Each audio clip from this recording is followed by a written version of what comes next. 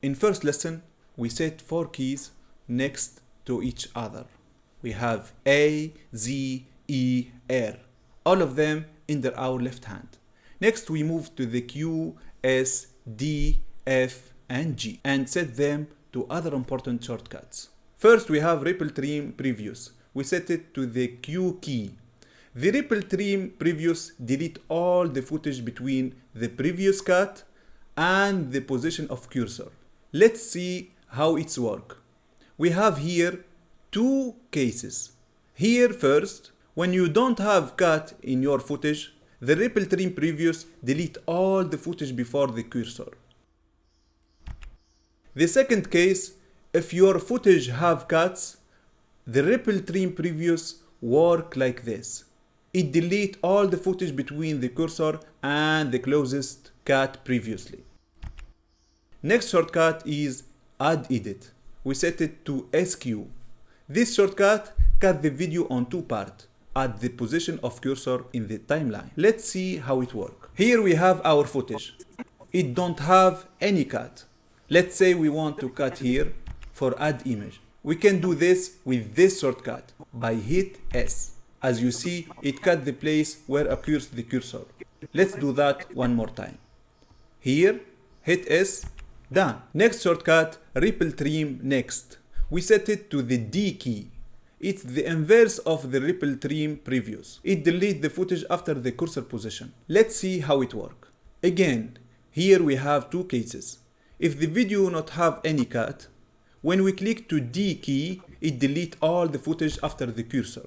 But when we have like this, more than cut in footage, and our cursor occurs here, when we click to D key, it deletes the footage between the cursor and the next closest cut. After that, we have shutter right. We set it to F key.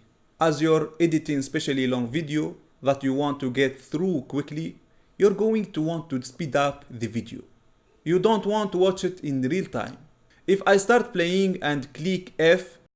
Hello, I'm Isam Khbiri. Today I'm going to talk to you about one of the most helpful concepts of time. You can see it start normally, and as I click of time and life management, it call it the Pareto principle. The definition of this rule is 80% of the effect it's speed faster forwarding. If I click one more, from 20% of 80% of achieve is the result of 20% of actions we take. For example, when you study, for example, you find it speed up, but we can't understand it easy.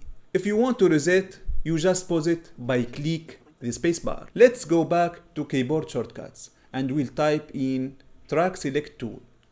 We have this set to G key. Almost of a new editor waste time because they're not using this tool.